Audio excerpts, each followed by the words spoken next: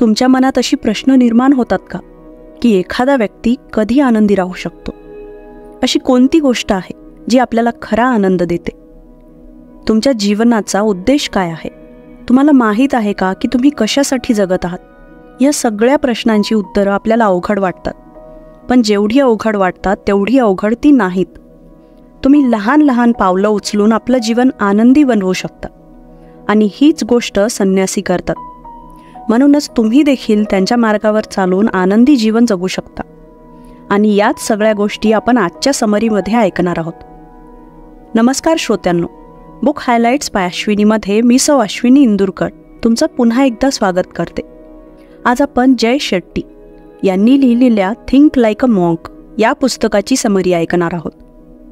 हे पुस्तक आपल्याला आपल्या खऱ्या रूपाची ओळख करून देतं आणि आपण आपल्या नकारात्मक विचारांना कसं दूर ठेवायला हवं आणि आपल्या अहंकाराला आत्मविश्वासामध्ये कसं बदलायला हवं हे देखील सांगतं.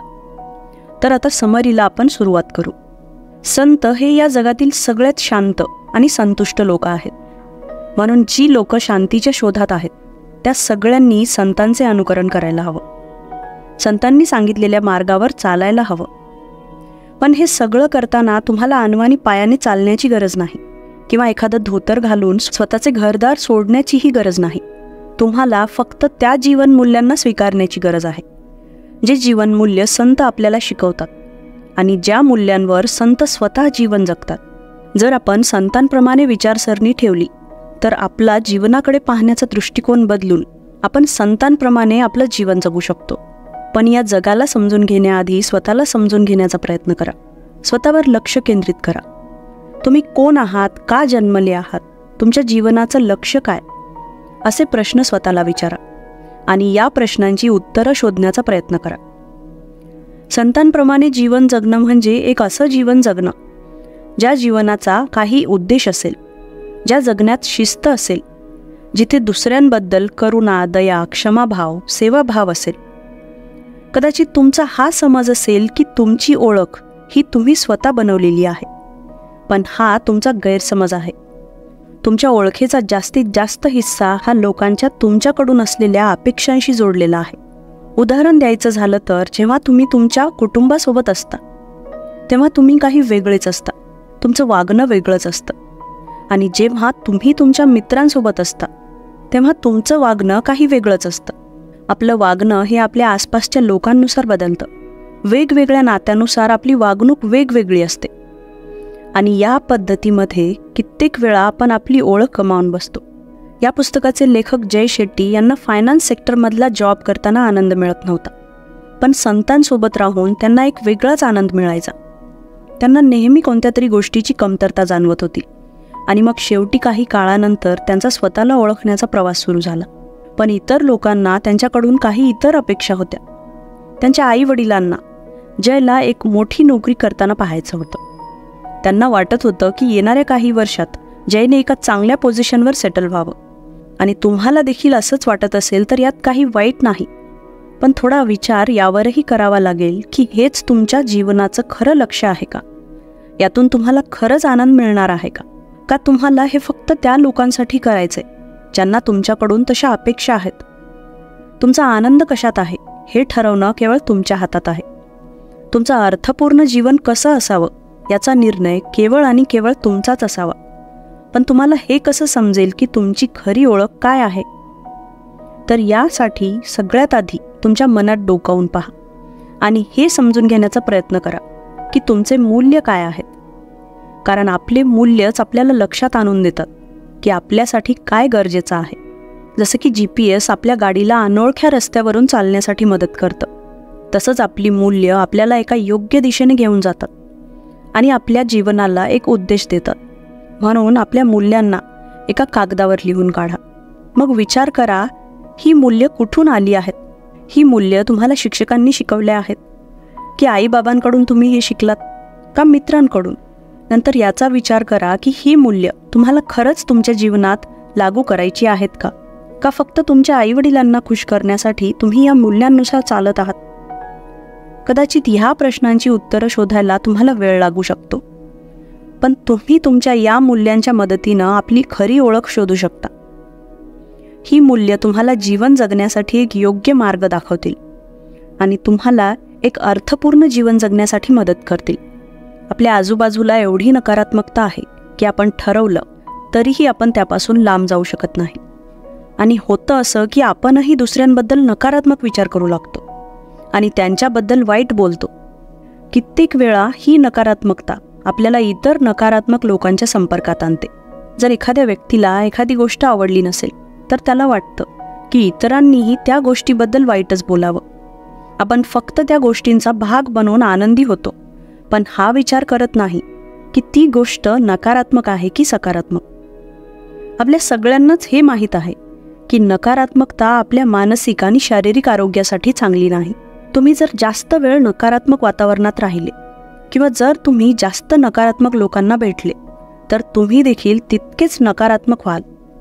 आणि ही नकारात्मकता नेहमीच आपल्यात रागाला आणि तिरस्काराला जन्म देते. यामुळे आपण इतरांच्या प्रगतीवर जळायला लागतो.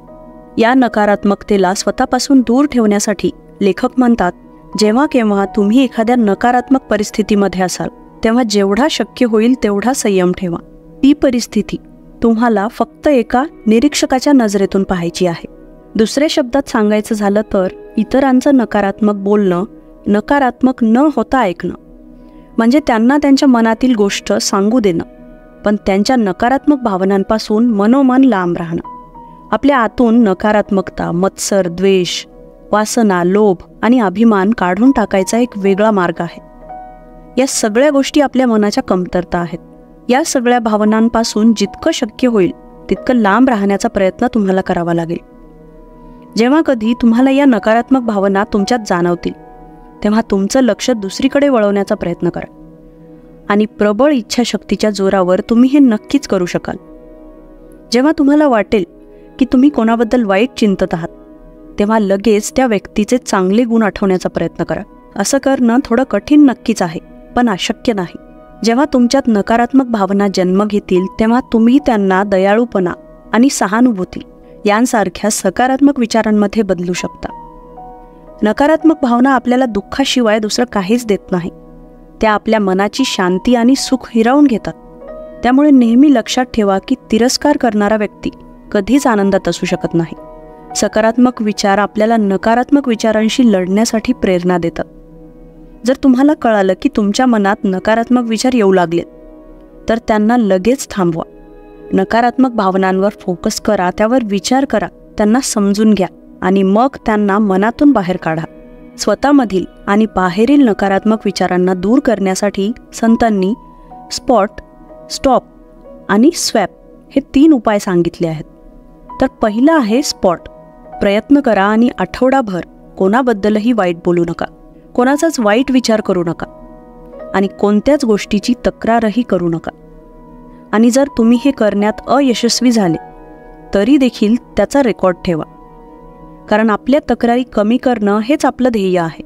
जितकं जास्त तुम्ही तुमच्या नकारात्मक वागणुकीला समजून घ्याल तितकंच जास्त तुम्ही त्यापासून दूर व्हाल. तुम्ही तुमच्या नकारात्मक विचारांना प्रश्न देखील विचारू शकता, जसं की हे नकारात्मक विचार तुमच्या मनात का येत आहेत, कुठून येत आहेत, याचा सोर्स काय आहे. तुम्ही तुमच्या मित्राच्या प्रगतीवर जळत आहात का, तुम्ही त्याच्या इतके यशस्वी व्हाल का नाही, याबाबत असुरक्षित आहात का, का इतर कोणती गोष्ट तुम्हाला त्रास देत आहे. आणि असं करून तुमच्या मनात निर्माण होणाऱ्या नकारात्मक विचारांच्या मुळाशी जाण्याचा प्रयत्न करा आणि त्यावर सखोल विचार करा. दुसरा उपाय आहे स्टॉप. नकारात्मक विचारांना त्यांच्या जागेवरच ठेवा. जेव्हा आपल्याला मनात तणाव जाणवतो तेव्हा आपले जबडे घट्ट होतात, खांद्यावर ओझं आल्यासारखं जाणवतं.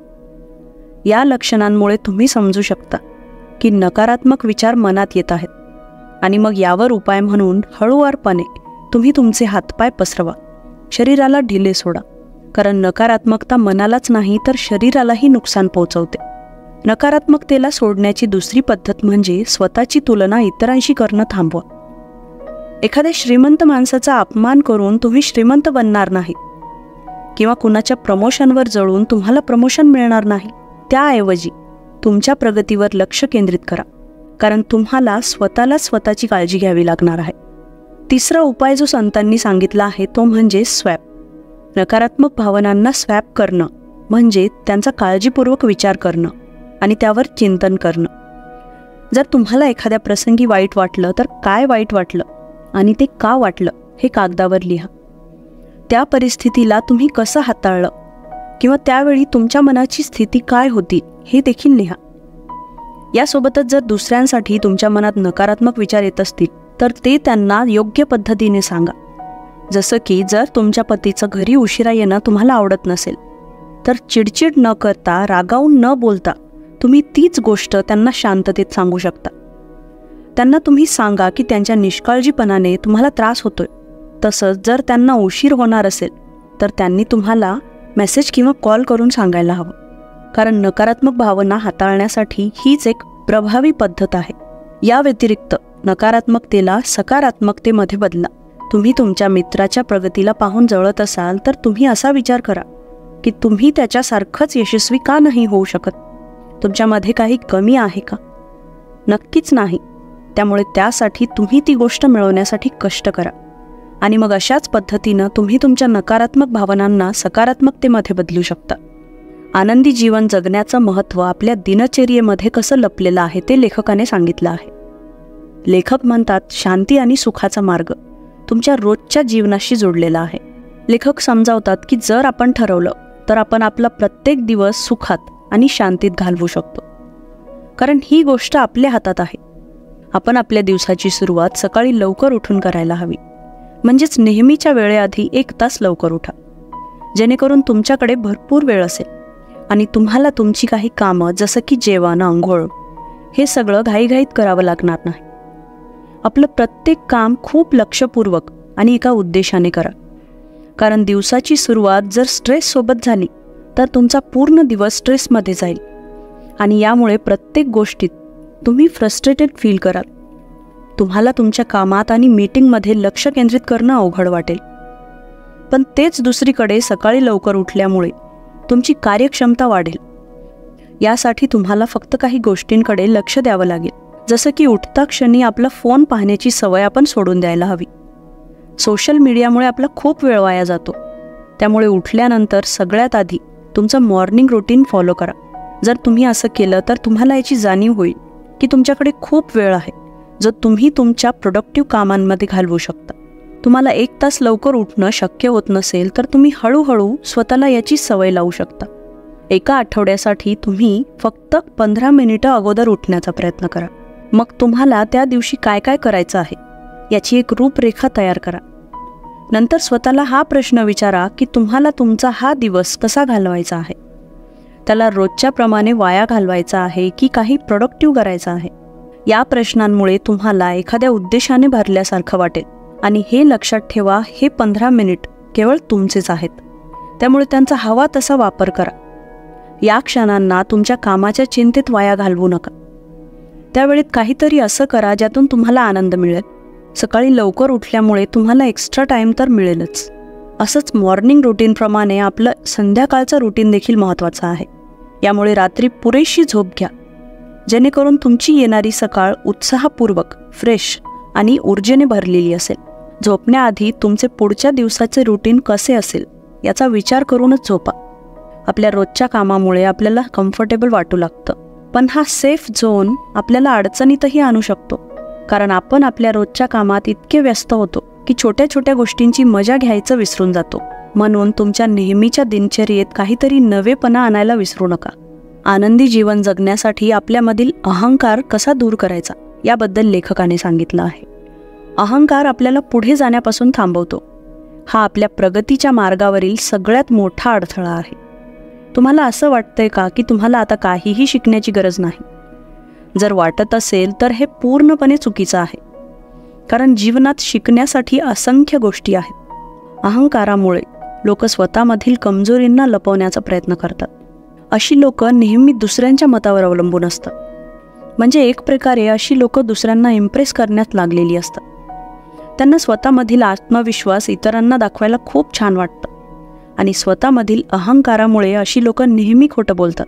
तुम्ही इतरांसमोर असं काही बनण्याचा प्रयत्न करता जे तुम्ही मुळीच नसता आणि अशा वागण्यामध्ये तुम्ही सहसा इतरांना अपमानित करता. आणि हे देखील खरं आहे की ज्यांचा अहंकार मोठा असतो त्यांना इतरांची प्रगती पाहावत नाही. त्यांच्यात इतरांवर जळण्याची भावना निर्माण होते. पण तुम्ही अशा प्रकारच्या मानसिकतेपासून लांब राहायला हवं. आपल्या सगळ्यांची जगण्याची पद्धत ही वेगवेगळी असते. सगळ्यांचे रस्ते हे वेगवेगळे असतात. सगळ्यांचे विचारही वेगवेगळे. म्हणून कधीच स्वतःची तुलना इतरांशी करू नका, कारण यातून हाती काहीच लागणार नाही, पण नुकसान मात्र नक्की होतं. तर आपल्यातील अहंकार दूर ठेवण्यासाठी लेखक म्हणतात की विनम्र व्हा. रोज विनम्र होण्यासाठी प्रयत्न करा आणि तसेच दयाळू बना. दयाळू बनण्यासाठी 2 गोष्टी नेहमी लक्षात ठेवा आणि 2 गोष्टी विसरण्याचा प्रयत्न करा. ज्या 2 गोष्टी लक्षात ठेवायच्या आहेत त्या म्हणजे, जर तुम्ही कुणाचं वाईट केलं असेल तर ती गोष्ट, आणि जर कोणी तुमचं काही चांगलं केलं असेल तर ती गोष्ट. कारण आपण केलेल्या चुकीच्या गोष्टी लक्षात ठेवल्यामुळे आपल्याला आपल्या चुका दिसू लागतील आणि यातून आपल्याला शांत राहण्याची शिकवण मिळेल. तुम्हाला जाणवेल की तुम्ही तेवढेही परफेक्ट नाहीत जेवढे तुम्ही स्वतःला समजता, आणि इतरांच्या चांगल्या गोष्टी लक्षात ठेवल्यामुळे तुम्हालाही लोकांची गरज आहे याची नेहमी जाणीव राहील. आता ज्या 2 गोष्टी तुम्हाला विसरायच्या आहेत त्या म्हणजे, तुम्ही इतरांच्या भल्यासाठी काय केलंय आणि लोकांनी तुमच्यासोबत केलेल्या वाईट गोष्टी. तुम्ही इतरांच्या भल्यासाठी कोणते काम केले, कोणता चांगला विचार केला, त्या सगळ्या गोष्टी लवकर विसरून जा. एक खूप सुंदर म्हण आहे, नेकी कर दर्या में डाल. म्हणजे चांगलं काम करा आणि त्या गोष्टी इतरांना सांगत बसू नका. कारण जेव्हा आपल्याला वाटतं की आपण कुणाचं भलं केलंय, तेव्हा आपलं मन अहंकारानं भरून जातं. आणि पाहायला गेलं तर इतरांच्या कामी येणं हे माणसाचं कर्तव्य आहे. यासोबतच तुमच्या मनातली बदल्याची भावना काढून टाका. जरी कोणी तुमचं काही वाईट केलं असेल तरी त्याला माफ करा, कारण माफ करणारा व्यक्ती कधीच दुःखी राहत नाही. आपला अहंकार नाही तर आत्मविश्वास वाढवा. दयाळू बनण्याचा प्रयत्न करा. आपल्यात असणाऱ्या मजबूत गोष्टींवर आणि नाजूक गोष्टींवर लक्ष द्या. यामुळे तुम्हाला तुमच्यातील नाजूक गोष्टी सुधारण्यासाठी वेळ मिळेल. आनंदी राहण्याचं आणखी एक रहस्य जे लेखक सांगतात ते म्हणजे कृतज्ञता, म्हणजे आभारी राहणं. कृतज्ञता आणि चांगले मानसिक आरोग्य एकमेकांशी जोडलेलं असतं. कृतज्ञता आपल्याला मानसिक समाधान आणि पूर्णत्वाची भावना देते. हेच कारण आहे की भिक्षू त्यांच्या जीवनात नेहमी कृतज्ञ राहण्याचा प्रयत्न करतात, आणि आपणही तेच केलं पाहिजे. सकाळी उठल्यावर सगळ्यात आधी तुम्ही कोणतं काम करता? कदाचित तुम्ही इतरांसारखा आपला फोन चेक करत असाल. मोबाईल पाहण्यापेक्षा सकाळी उठताच सगळ्यात आधी तुम्ही देवाचे आभार माना. हा विचार करा की तुम्ही किती भाग्यवान आहात, कारण हा दिवस पाहण्याचे भाग्य देवाने तुम्हाला दिले. लेखक म्हणतात, परिस्थिती कशीही असू द्या, माणसाने प्रत्येक परिस्थितीत आभारी राहावं. जेव्हा मनाप्रमाणे गोष्टी घडू लागतात तेव्हा तर कोणतीही सामान्य व्यक्ती आभारी राहू शकते. पण अवघड परिस्थितीतही आपण आभारी राहणं शिकायला हवं, कारण आपण आणखीन मजबूत व्हावं यासाठी परमेश्वर आपल्या जीवनात ह्या अडचणी आणत असतो. समजा तुम्ही तुमची नोकरी गमावली असेल, पण त्यात तुम्ही दुःखी न होता काहीतरी चांगुलपणा शोधू शकता. कदाचित तुम्हाला आधीपेक्षा चांगला जॉब मिळेल. प्रत्येकाच्या आयुष्यात असे काही चांगले आणि काही वाईट प्रसंग येतात ज्यांना आपण विसरू शकत नाही. पण वाईट घडलं तरी त्या परमेश्वरासोबत तुम्ही सकारात्मक राहिलं पाहिजे. यासोबतच आपल्या जीवनाशी जोडलेल्या सगळ्या लोकांचे आपण आभार मानायला हवे. आपला आभार व्यक्त करणं आपल्या सभोवतालचं वातावरण सकारात्मक बनवतं. तुम्हाला प्रेम आणि शिकवण दिल्याबद्दल तुम्ही तुमच्या मित्रांचे, प्रियजनांचे किती आभारी आहात हे त्यांना सांगायला विसरू नका. तुमच्या आईबाबांना सांगायला विसरू नका की तुमचे त्यांच्यावर किती प्रेम आहे. तुमच्या वागणुकीतून त्यांना आदर आणि सन्मान द्या. जी लोक तुमच्यासाठी काम करतात त्यांचेही आभार माना.